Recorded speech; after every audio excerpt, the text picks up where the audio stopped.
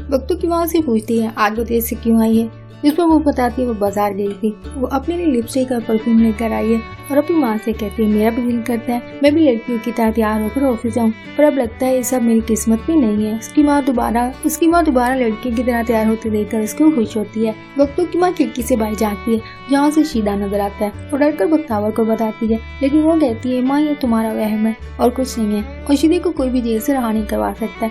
लेकिन उसकी माँ कहती है मैंने उसे देखा है, वो हमारे घर की तरफ गौर से देख रहा था। बख्तावर कहती है वो यहाँ नहीं है, ये इसका डर है बस। हुरिया का भाई दिलावर से मिलने आता है और उसे बख्तू मिलता है जिसको वो तंजिया कहता है, क्या मैं मिल सकता हूँ दिलावर से? जिस पर बख्तू कहता है सर इसके लिए आप मेरी इजाजत क्यों मांग रहे हैं? जिस पर वो कहता है तुम दिलावर के खास हो तो हमारे लिए भी खास ही हो ना। और बख्तू को कुछ पैसे देने की कोशिश करता है जिसको बख्तू लेने से इनकार कर देता है, लेकिन वो जबरदस्ती उसके टेबल पर पैसे रख देता है। हुरिया का भाई दिलावर से कहता है हुरिया को आपकी बहुत फिक्र है और वो आपसे बहुत प्यार करती है। जिस पर दिलावर कहता है हुरिया मुझे बिलावजह तंग करती रहती है और मैं हुरिया के कहने पर बेचारे बख्तू को नहीं निकाल सकता हूँ। वो किसी गाँव से आया है और पढ़ लिख कर कुछ करना चाहता है। जिस पर हुरिया का भाई कहता है हाँ मैं जानता हूँ, अभी कुछ देर पहले वो मुझसे फीस के पैसे मांग रहा था और मैंने उसे जरूरतमंद होते हुए पैसे दे दिए, आप उसे मत पूछिएगा। जिस पर दिलावर कहता है वो बात नहीं है, मुझे नहीं पसंद मेरा साहब किसी और से मदद मांगे। बख्तू घर आता है, रास्ते में नजर की बीवी उसे आवाज देती है लेकिन उसको नजरअंदाज करके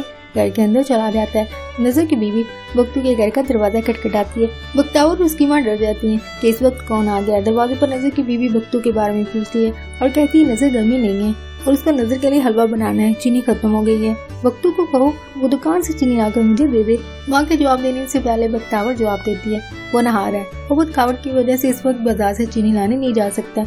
बख्तावर की माँ अपने घर से नजर की बीवी को चीनी देती है। हुरिया शीदे को ऑफिस में बुलाती है जिस पर वो हुरिया से कहता है सच माने मैं तो उस लड़की को जानता भी नहीं हूँ, मैं उस पर कैसे इज्जत फेंक सकता हूँ। हुरिया कहती है मुझे तुम्हारी कहानी में कोई दिलचस्पी नहीं है, मुझे बस ये जानना है दिलावर का इस केस से क्या ताल्लुक है। दिलावर बख्तू से पूछते हैं आज उसकी रूटीन क्या है, जिस पर वो बताता है आज हम इनका एक लाइव इंटरव्यू है और कहता है अगर तुम्हें किसी चीज की जरूरत हो तो मुझसे कहना, लेकिन इधर उधर किसी से नहीं। दिलावर की बात बेरुखी से करता है जिसको बख्तू भी महसूस करता है और हैरान भी होता है। हुरिया कहती है लड़की के बयान के मुताबिक वो तुम्हें नहीं जानती है, ये सब क्यों कैसे हुआ वो नहीं जानती है, फिर तुम्हारा नाम कैसे आया? शीदा हुरिया को बताता है किसी ने 1-2 लोगों को मिलाकर मेरे खिलाफ झूठा केस बनवाया और सब जानते हैं बख्तू दिलावर का चमचा है, उसी ने मुझसे दुश्मनी निकालने के लिए इस झूठे केस में मुझे फंसवाया है। जिस पर हुरिया कहती है तुम्हारा बख्तू से क्या झगड़ा है? जिस पर वो बताता है मेरा बख्तू से नहीं उसकी बहन से झगड़ा है, हमने उसके घर उसका रिश्ता भेजा था लेकिन उस लड़की ने रिश्ते से इनकार कर दिया और सारे मोहल्ले के सामने मेरी बेइज्जती की। और बख्तावर ने बख्तू से कहा होगा और बख्तू ने दिलावर से। हुरिया शीदे को कुछ पैसे देती है ताकि वो बख्तू पर नजर रखे और इसकी हर खबर उसको दे। जिस पर शीदा कहते हैं आप फिक्र न करें मैं बख्तू को मोहल्ले से निकाल कर दम लूंगा। हुरिया अपने दिल में कहती है और मैं बख्तू को दिलावर के ऑफिस से निकालना चाहती हूँ। हुरिया का बाप उसे कहता है वो किसी के मामले में पढ़कर अपना इमेज क्यों खराब कर रही है। जिस पर हुरिया कहती है एक मुलाजिम दिलावर के इत्तेहाम क्यों है, उसके कहने पर किसी को झूठे केस में अंदर करवा रहा है। जिस पर उसका बाप कहता है हाँ तो वो उसका मुलाजिम है, दे दी होगी पेपर, तुम्हें क्या लगता है वो इस लड़की की खातिर ये सब कर रहा था? तुम अपनी जल्दबाजी की वजह से बहुत नुकसान उठाओगे और जो इससे नहीं हो उससे काम लो। जिस पर हुरिया कहते हैं ये आपके लिए सियासी मसला होगा, मेरे लिए नहीं।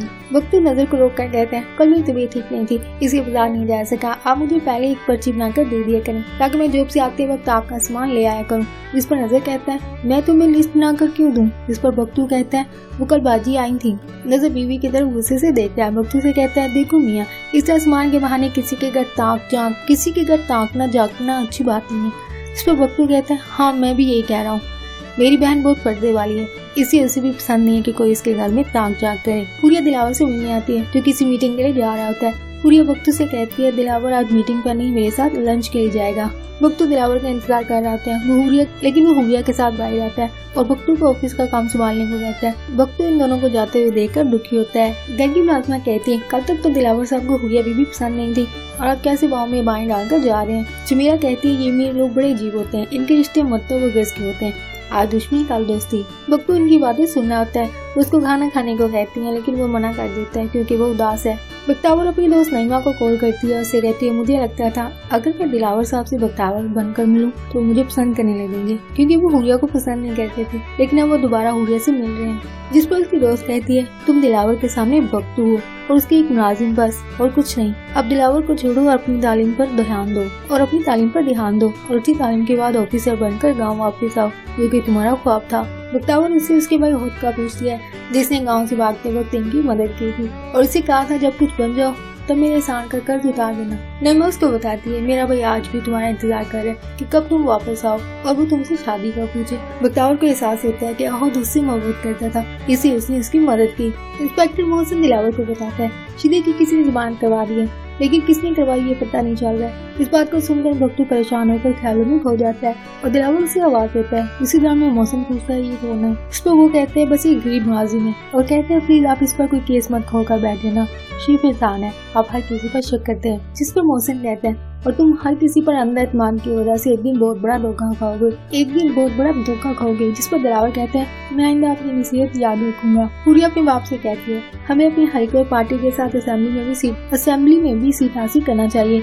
हुरिया का भाई कहता है आज तुम सियासत से मुताल्लिक सही फैसला नहीं लिए क्योंकि दिलावर से सुलह के बाद इसका दिमाग चला है। और हुरिया से कहता है क्या तुम्हें पता भी है दिलावर भाई तुमसे इतनी मोहब्बत करता है या नहीं जितनी तुम करती हो। जिस पर हुरिया कहती है वो इनकार करके तो दिखाए क्योंकि सियासत मेरा पैशन है तो दिलावर से शादी करना मेरी जिद है। हुरिया के भाई बाप के सामने साबित करता है कि दिलावर का नाम आते ही इसका दिमाग काम करना बंद कर देता है। इसी दिलावर के सामने हुरिया की पोजीशन सियासत में अनस्टेबल है, वो इस पर ध्यान दे। पैसों का लालची शीदा हुरिया को कॉल करके कहते हैं उसको पैसों की बहुत जरूरत है, लेकिन हुरिया कहती है तुम मेरा काम कर रही हो या नहीं। जिस पर वो कहता है जी मैडम मैं कर रहा हूँ, आप बेफिक्र रहें। हुरिया से पैसे देने का वादा करती है। बख्तावर खिड़की से बाहर देखती होती है उसकी माँ से कहती है क्या तुम भी मेरी तरह शीदे से डर रही हो। जिस पर वो कहती है नहीं शीदा तुम्हारी तरह मेरे ख्वाबों पर सवार नहीं है, मैं तो बस सोच रही थी कि हम ये घर छोड़ देंगे और किसी नई जगह जिंदगी शुरू करेंगे। जिस पर उसकी माँ कहती है क्या उसे दिलावर का कर्ज नहीं उतारना है। बख्तावर कहती है हाँ उतार दूंगी, लेकिन अपनी माँ को शीदे की रिहाई के बारे में नहीं बताती है।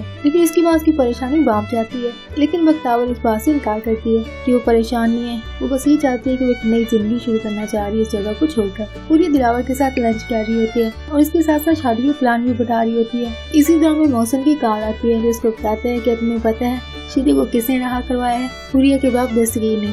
दिलावर के नाम सुनकर हुरिया की तरफ गुस्से से देखता है और एपिसोड यहीं पे एंड हो जाती है।